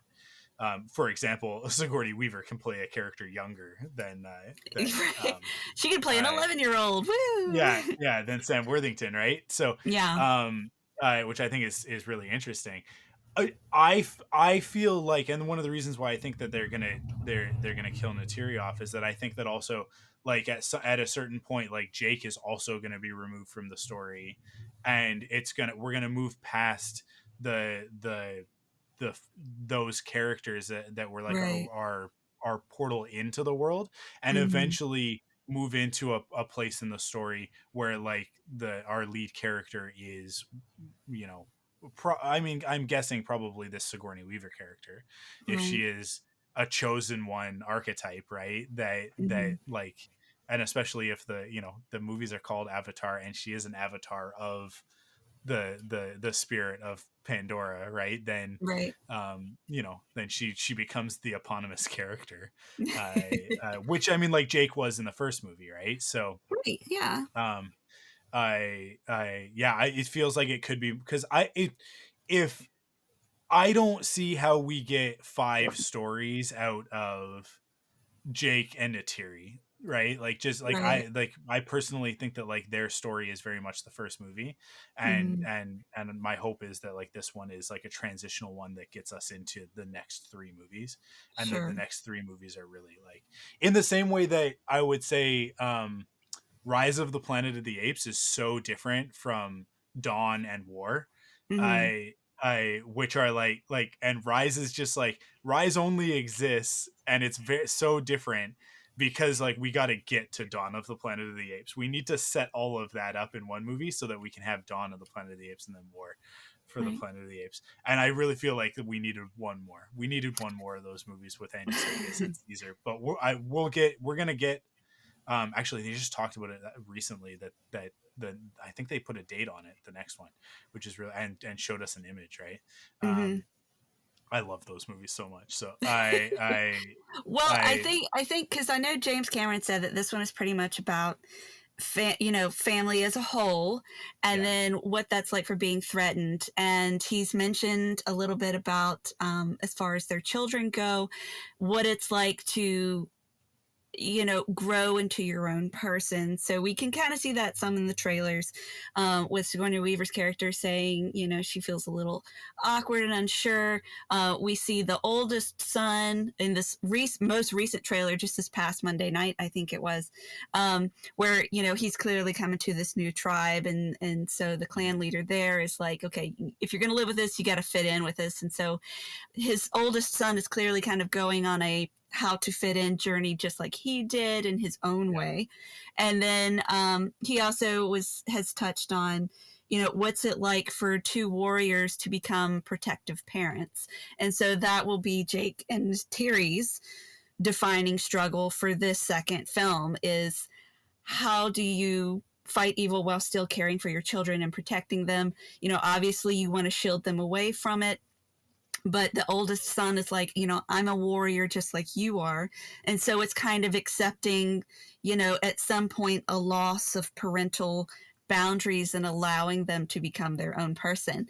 And I know James Cameron said that, obviously depending on how much money this Way of Water makes as to whether or not 3 or 4 will get released. He's mostly done with 3, and seeing how this goes, he's getting ready to start 4 in New Zealand. And he did say that within the grand arc of things, the third film will probably be its darkest. So an upcoming death, whether it's in the second movie or the third movie, is definitely going to happen. I'm sure somebody's going to be dead by the fourth one if it ever happens. But yeah, I don't know. I guess we'll see. I'm hoping not. I'm pretty fond of Natiri, but that's just me. Well, and that see like to me like that's why I say that I'm a little bit worried about the story, because that's the vibe that No. I'm getting. Mm, And I feel like that would be a real disservice to that character, because I do think that yeah. she is the strongest part of the first movie. And so if you were to remove her and like again, so this is my thing, is like there's a little bit of criticism of the original in the sense that there's some white savior stuff going on, right? Of Sure. it's the white man human has to come, and in order to save the Navi, they wouldn't have been able to do it themselves. And so he's Mm-hmm. a chosen one savior figure because he rides the oh my god, I forgot the name again. Toruk. Taruk. Okay. Yes, he takes on the persona of Toruk Makto. Yeah. And I feel like it would not be a lesson learned from that first movie and that conversation if James Mm-hmm. Cameron were once again like, and for the purpose of this story, I'm gonna fridge Natiri, and Mm-hmm. so that we can focus on Jake and his relationship with his children, right? Mm-hmm. It would just be leaning into the wrong side of that, in my opinion. Mm-hmm. So that's where I'm a little bit worried about it. Um, But I hope that I am proven wrong and that that's not what yeah. happens. I Right. think with James Cameron's track record, I honestly think if anyone would die, it would be Jake.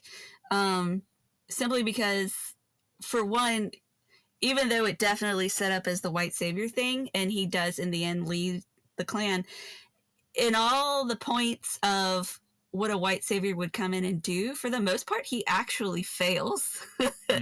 In the fact that, like, you know, he goes in and he learns their ways, but in the end, he's not telling them, how to fight this enemy. He's just leading them. And the fact that he leans on Sute a lot, like, yes, in the end, he takes Sute's place, but for most of the part, he defers to him. It's not, here I am, I'm from this other thing, and I'm going to tell you how to save yourselves, or I'm going to save you, for you. He takes on their role of the Turuk Makto, which is strictly their own thing. It's him just trying to get reaccepted through their own traditions. It wasn't something he did on his own. He's not, taking their bows and giving them guns and teaching them how to shoot. He is allowing them to do their own thing. At the end, his plan to save the people actually fails. Had Awa not stepped in to call Mother Nature to save her creations, the Na'vi, he would have failed. I mean, he would have lost. And in the end, even his battle with Quaritch, which is supposed to be him fighting, he fails at that too. It's Natiri that finishes him off. So even though he definitely feels that white savior role, he does a crap job of it. But as far as J.M. Cameron's films in general go, it's always the strong mother that, for the most part, makes it and leads the generation of children into the future. And the fathers die. It happens in Terminator, the original Terminator, Reese dies. It happens in Terminator 2, where, Schwarzenegger becomes the sort of, surrogate father figure. He ends up dying anyways. Ripley ends up making it, is the mother figure, the warrior mother figure in Aliens. In Titanic, Rose is the one that still lives at the end of the day. So if somebody's gonna have to die, I feel like it's gonna be Jake, because James Cameron loves his strong moms for sure. Yeah. You've convinced me. You've convinced me that I'm wrong. You know what it is? Like, I've watched so many stories, and like, obviously I used the term that she was, that she'd get fridged. Like, I'm so I guess, like, gun shy of that trope. Sure. That maybe I'm like seeing zebras where they're just they're just horses, right? So I wish that I knew the names of the animals in Avatar better, so that I could have used an actual, like, the, anyways, but they're all ridiculous animals in Avatar, so they wouldn't work. But anyways,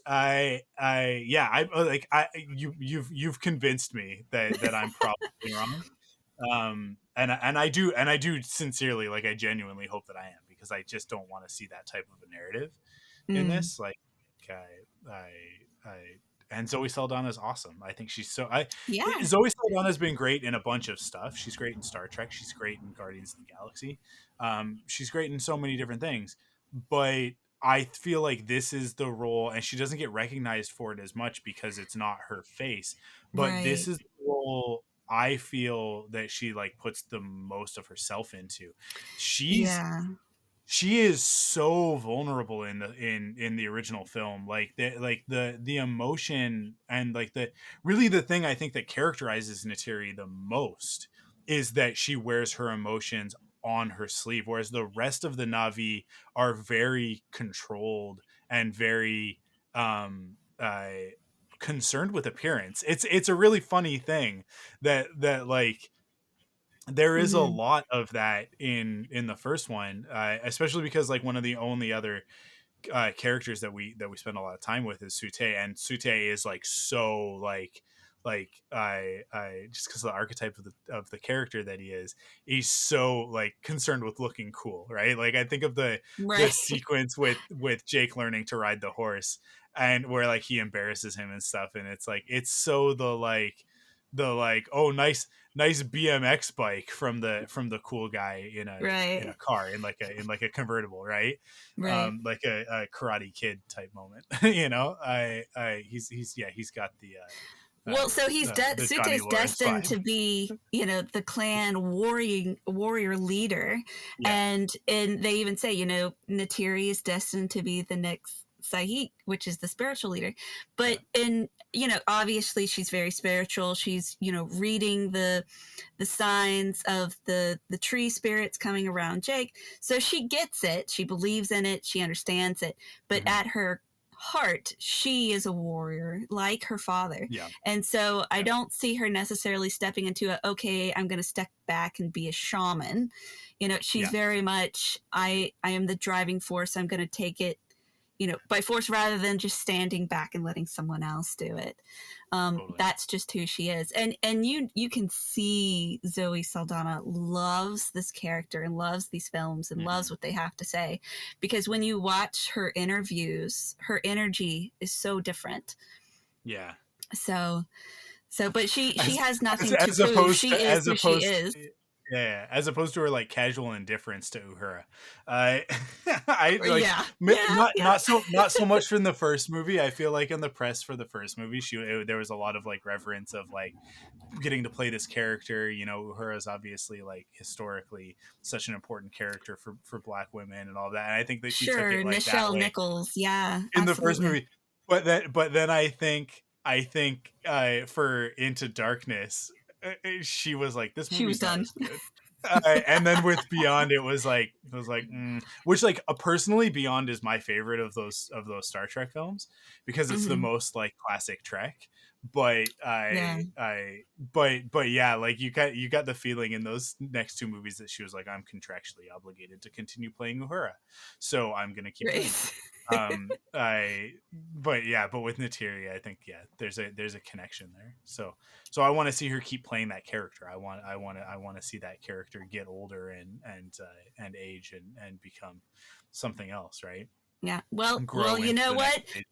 stage. That's her bonus is she embodies both roles. So Yeah, yeah, if her partner gets killed off, she's able to be spiritual and clan leader until her children can take over. So yeah.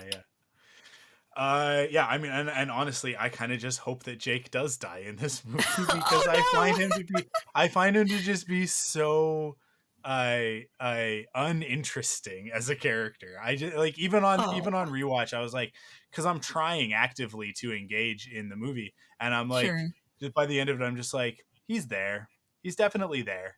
He does what he needs to, and he is the archetype that he is, and it all works for the story. But in terms of Mhm. like characters that I want to look up to or like hang out with, he's not it. He's not it. There are Sure. other characters in the movie that I love so much more. I Norm is a character that I feel does not get his due. He like just like from the get go, like at the beginning when he's like, sure, like I've only been studying for this for the last like 6 years, and Right. like Right. learning the language and the biology of the planet. It's like you don't even know anything about anything. You just get to come. It's not fair. And like it's just sort of the just the sort of petulant nature of him at the beginning to where he ends the movie. I like ready to fight and taking on Yeah. a little bit of that warrior spirit himself. Yeah. Um, It was great to see. I think it's so good. But yeah, cool. I mean, we have now talked about this for over an hour and a half. Which most of these episodes are about an hour, so I feel like we did it. Sweet. I feel like we got it. I It was awesome to talk to you about Avatar. I Yay. really here's what I'll say. I really hope that the Way of Water is great so that we can come back and do another perfect 10 about the Way of Water at some point. I hope so. So I hope it's like that is my sincere hope is that it will be a perfect 10. But Ghostbusters is a perfect 10. Is Ghostbusters 2 a perfect 10? Not so much. But hey, we can play fast and loose, but Sure. yeah, no, I'm really excited for the next one. So thank you for helping me reinvigorate this franchise in at Yay. least in my mind's eye for my personal experience.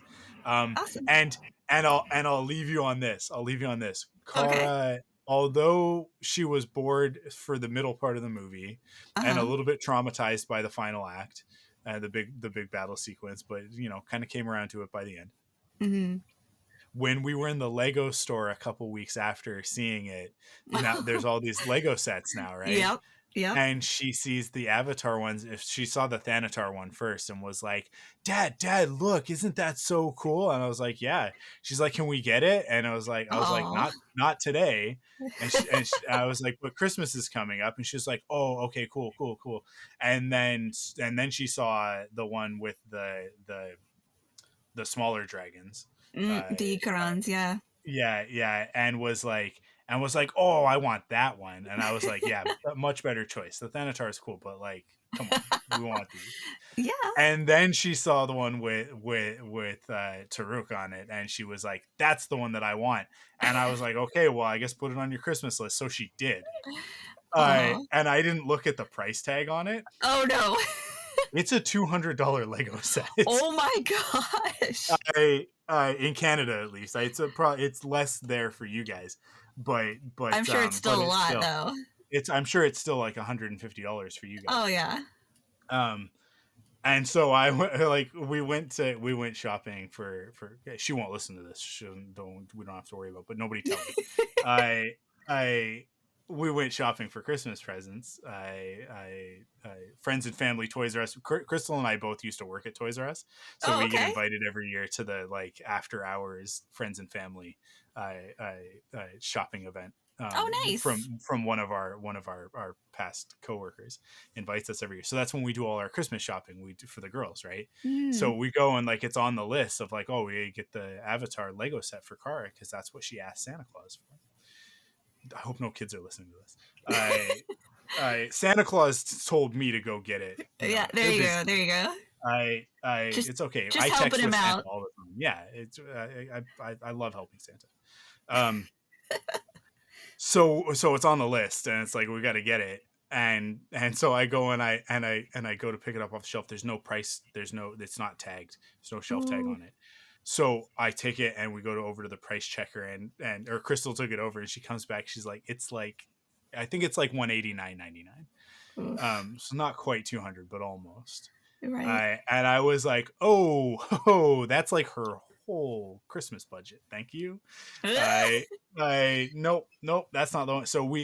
But we did get her the one with the smaller one. The smaller ones. And there's two of them. So it's not like it's only one. You get two in there. So sure.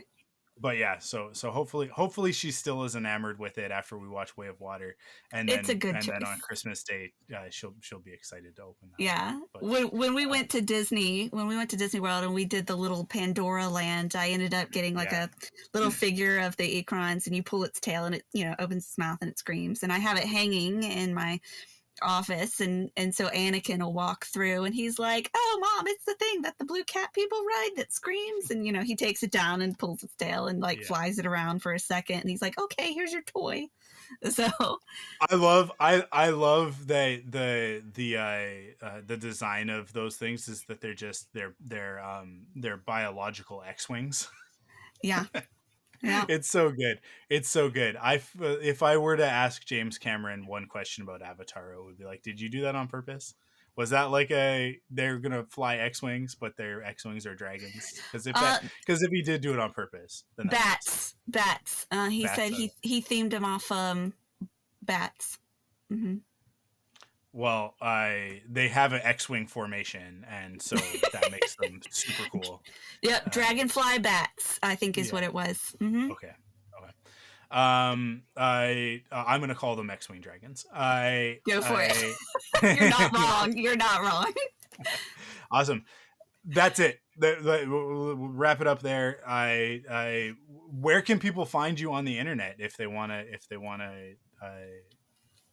tell them about your fan fiction and Sure, all that sure. stuff. So if just for social fun interaction, you can find me both on Twitter and now Hive. My tag is 87 Zoo Lemons.